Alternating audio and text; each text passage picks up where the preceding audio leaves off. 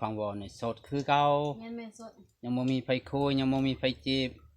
แม่และคิดอยากมีอยู่บ่คือจะมีอยู่แต่ตอนนี้คิดอยากได้อยู่ติอยากได้หรือว่ายังบ่คิดคือว่าอยากได้แต่โดนไล่แต่บ่มีคนเอาอยากได้แต่โดนแล้วเนาะแต่ยังบ่มีผู้เอาแม่นคือว่าผู้บ่าวไทยคือว่าคอมเมนต์หาข่อยว่าติดต่อสาวนางให้ในเด้อว่ะ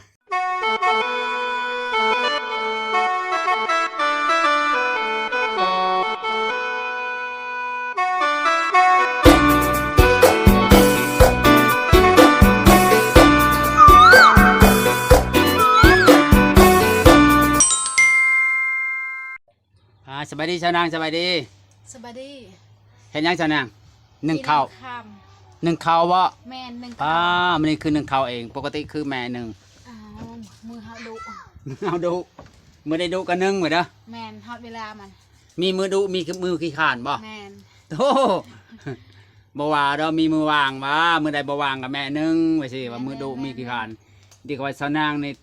อันนี้ว่าดุเรียกว่าขี้ขานแล้วมีซองแบบเลยเนี่ยเนาะทั้งดุทั้งขี้ขานแม่นดุเขาขี้ขานไปพร้อมกันเวลาแม่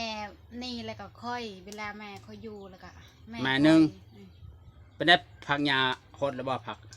หดแล้วเมื่อวานบ่ามือหนึ่งบ่แม่เป็นมือหนึ่งมืออีกแม่เป็นอะไรไปทางใดเสมอเนี่ยอยู่ที่คือเราบ่ได้ไปใช่บ่อยู่ไปกับเมื่อบ่ได้ไปทางใดบ่เสมอเนี่ยฮะไปกับเมื่อว่าไปหาอันนั้นไปหาขุดยังหาขุดกระปูได้บ่กระปูได้เมื่อวานนี้ได้40มื้อนี้ได้จ้ะมื้อนี้บ่ได้ไปเขาบ่ได้สั่งเมื่อวานนี้สั่งแม่นได้บ่กบบ่ได้แต่กระปูคือบ่มีกบเนาะบ่มีไปขุดกันไหนจะได้แน่กบเนาะบ่มีไปช่างไหนมะขามเบิ่งชิมหน่อยคือเย็นแท้จนมือเจ้าเย็นแท้น่ะจะอาบน้ำบ่อาบน้ำหังอาบน้ำแล้วแม่นจนมือเย็นโอ้ยบ่ชุกนางจีไหมบ่ชุกมันบ่ฮ้อนเคลียอีกนะก็สาวนางนึ่งข้าวมื้อนี้พี่น้องเอ้ยเพิ่นว่าแม่เพิ่นไปทุบกับตาลอยู่ข้างล่างเนาะแล้วว่าเพิ่นก็นึ่งข้าวมื้อนี้ปกติมีแต่แม่เพิ่นนึ่งมื้อนี้เพิ่นสาวนางเองนึ่งจีในมะขามกินเล่นจีในมะขามมกในมะขามเนาะแม่นสดคือเก่าไว้เด้อสดเด้อสด100%ผู้ใดสนใจจีบเด้อสดคือเก่าไว้เด้อแม่นสดเพื่อนชาวนางก็ประมาณนี้เนาะแม่นผู้ใดอยากมาสวยชาวนางก็มาสวยในเด้อชาวนางนี่เด้อยังบ่มีผัวเบิ่งเฮือนแล้วนี่เลี้ยวเห็นหมดทุ่งนาเนาะน่ะแม่นอยู่ทางในทะลุข้างนอกเลยเนาะแม่นเบิ่งในไผนี่บางทีเปิดให้เบิ่งเบิ่งเฮือนชาวนางเฮือนครัวอันนี้ก็บ่อนนอนชาวนางเนาะน่ะบ่นอนชาวนางนี่คักนอนกับลูกสาว2คนแม่นปู้ได้เรื่องสักคักบ่นอนชาวนางนี่ผู้บ่าวเห็นนี่สิว่าจังไดเด้ฮับบ่ได้ก็บ่เป็นหยังฮับได้ก็เอาฮับบ่ได้บ่เช้าคำบ่เกี่ยวกับบ่นอนล่ะวะคันแนวคนมันหักกันเนาะอยู่คนมันจะหักเฮ็ดจังไดเขาก็ฮักคันคนบ่หักสิเฮ็ดจังไดเขาก็บ่ฮักแม่นบ่มันบ่เกี่ยวกับบ่อยู่บ่นอนเนาะนางแม่นเฮาเป็นคนบ่มีก็นอนแบบนี้เนาะไปสินอนแบบหรูหราคือเขาก็เป็นไปบ่ได้เนาะ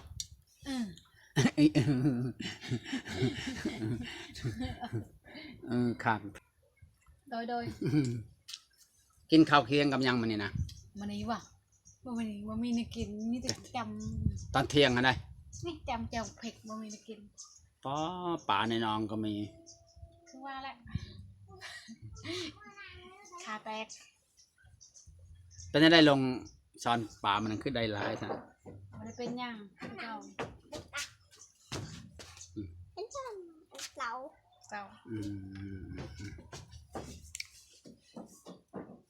ไปจะได้จีบผู้ว่าทางใดคือมึง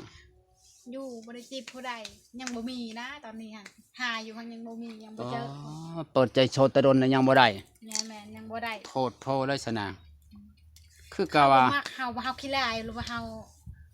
ว่าขี้ลายมันก็บ่ได้ขี้ลายขนดก็ชำบ้านชำเมืองนี่คือว่าเห็นว่าเฮาขี้ลายว่าหรือว่าเฮาบ่เข้าสังคมว่าเฮาก็บ่เนาะคือว่าหาผู้เอายากซะเนาะคือว่าหายากแท้ขโมยเพิ่นคือว่าหาได้เลยเพราะว่าเฮาบ่เข้าสังคมเฮาต้องเข้าสังคม น้ำเขา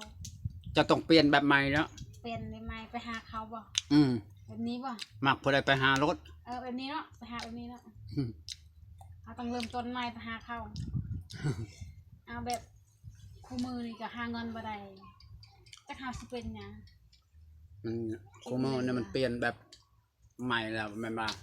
ตะกี้หันผู้ชายหาผู้หญิง แม่น ชั่วโมงเนี่ยผู้หญิงหาผู้ชายเด้อ แม่นเป็นแบบเอา แม่ แบบ นบ่ เกลียเนาะ แต่ว่า เขามักผู้ใดเขาไปเบิ่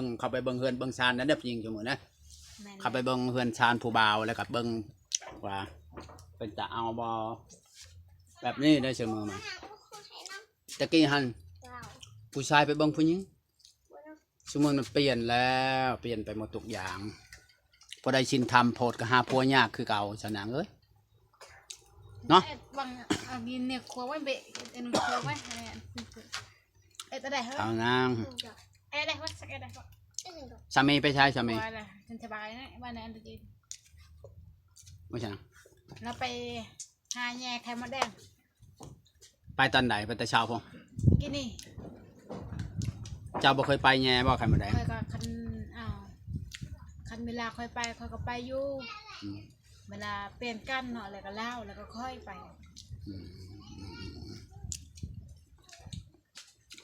ทางบอลเนี่ยเปิดใจตะดนนะยังไม่มีผู้ใดเลย เขาบ่มากคนแบบนี้เขาบ่มากคน แล้วบ่มีคนคุยแล้วว่าเรามีอยู่คนโทรมาจีบมา บ่ คุย มี บ่มีเลย นอนคู่มือ อืมแม่นบ่แมันตัวกันบ่ บ่ได้ตัวอีหลีโสดอีหลี เอ้าเห็นได้สิครัวในมะขามมาเนี่ย ในมะขาม อืมใช้เอายังตักที่เผาบันเนี่ย แล้วก็ยำหัว บวงจองใหญ่หันตักใส่โลด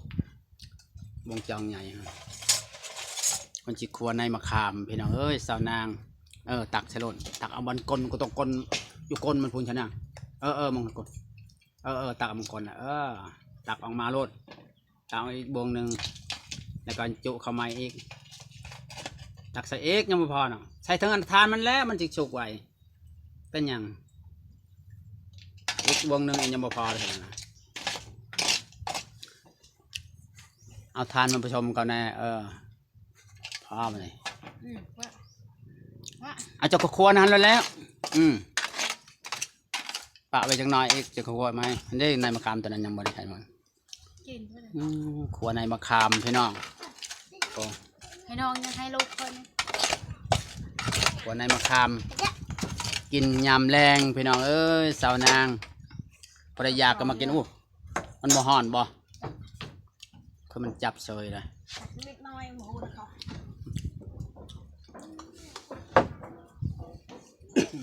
บ่ได้ไปเที่ยวจังใดบ่ชุมือนะ ไม่ได้ไปนะปีนี้ยังไม่ได้ไปหาซุย โซยก็ยังไม่ได้ไป เนี่ย ไปว่าสิชวนไป บุยันบ่มีรถไป เดี๋ยวค่อยสิซื้อรถเลย เม่นบ่ วันจันทร์นี่จะไปซื้อรถ เม่นบ่ก็ไหวแท้ จะไปซื้อรถจะพาไปเที่ยวเลย เงินเดือนมาจะใช้ดอกเดียวแท้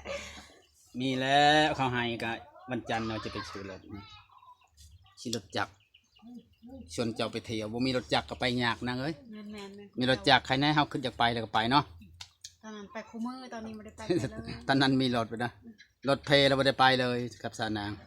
จนเขาว่าเป็นผู้บ่าวผู้สาวไปนะ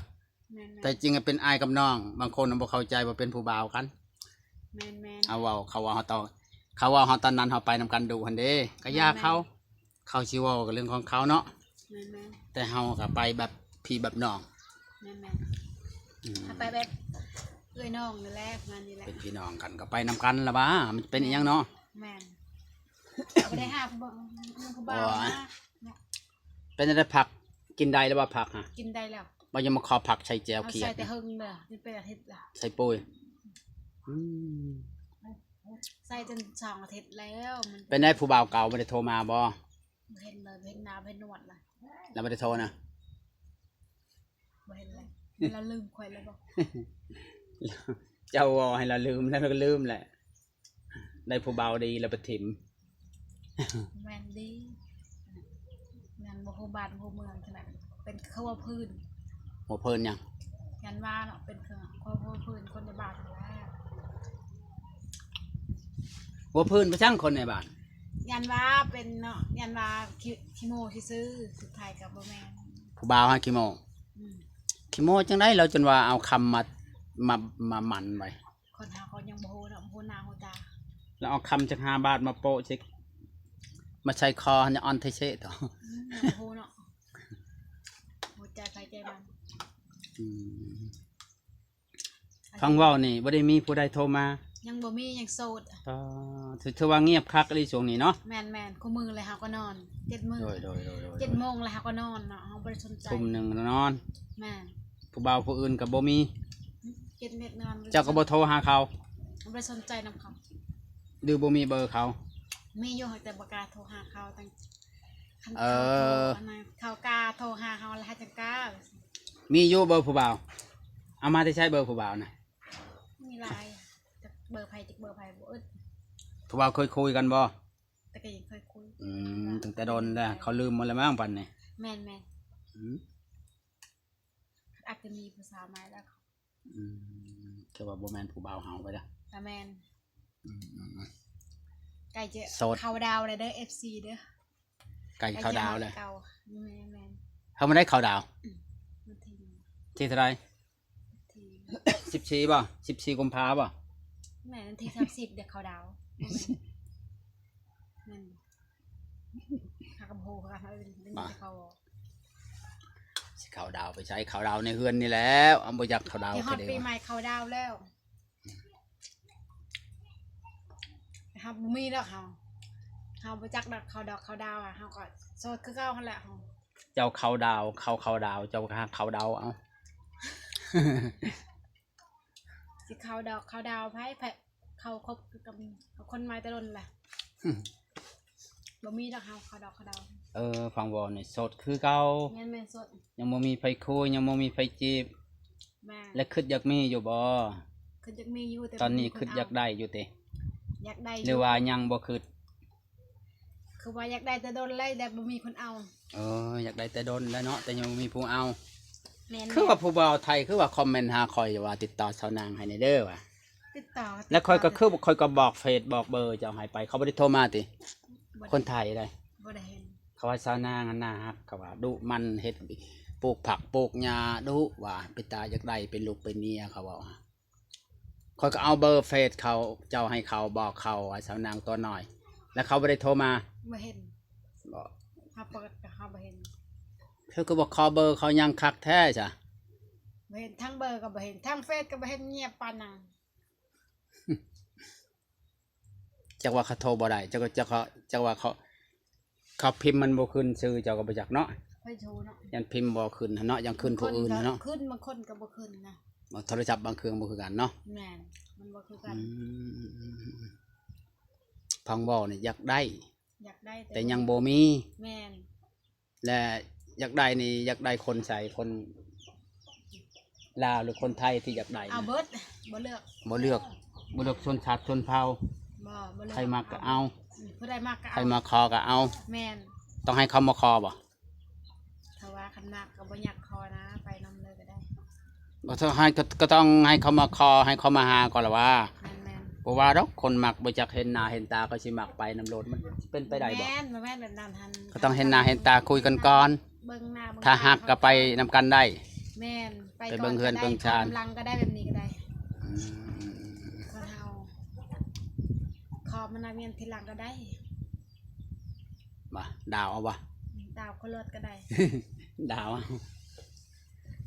ดาวได้บ่ ดาวได้แสดงว่าหักจริงใจ ดาวก็ได้ชาวนางว่า ไปอยู่นำก่อนจุพรทีหลัง แม่น มีบ่ได้คือกันเตะ ได้คือกันพอกันไปหาก็ได้คือกัน ว่านะเขาดองแพงคือเขาบ่ บ่ได้แพง ถึกแล้วบ่เนี่ยลงแล้วบ่ ลงเลย บ่คือตอนนั้นบ่ตอนนั้นละจะว่าเท่าไหร่ก็25ล้าน30ล้าน ตอนนี้นะคือ ล้าน ตอนนี้คือจะถึกแล้วเนาะ 10 ล้าน เพราะว่ามันดนแล้วเนาะแล้วว่าลงคาดองเนาะ แม่นคันมีก็เอาเนาะคันบ่มีก็คือว่าแหละทอกแต่แบบเฮ็ดแต่ฮิตแต่คอมว่านี่ก็ได้ คันบ่มีก็เฮ็ดตามพี่ตามคลอง แม่ ตามพี่คอมประเพณีแล้วก็แล้วกัน แม่น แล้วมาหักกันแพงกัน แม่นคันมีก็คือว่าคันคนมีก็เอาแน่จักน้อยคันคนบ่มีคือว่าแหละเฮ็ดแต่ฮิตคองแล้วก็พอ อืมคำเอาบ่ค คันมีก็เอาคันบ่มีแล้วก็บ่เป็นหยัง ำมีก็เอาบ่มีก็อยา แม่น เขาแต่ให้หักแพงกันบ่ แม่น โดยว่าง่ายเนาะ แม่น ว่าง่ายวันนี้ก็เป็นตาอยากได้อยู่ดอกผู้ใดก็ โซ ว่า เดอร์ เนาะ ผู้ใดสนใจจีบเด้อ สิบได้บ่ แม่น อืม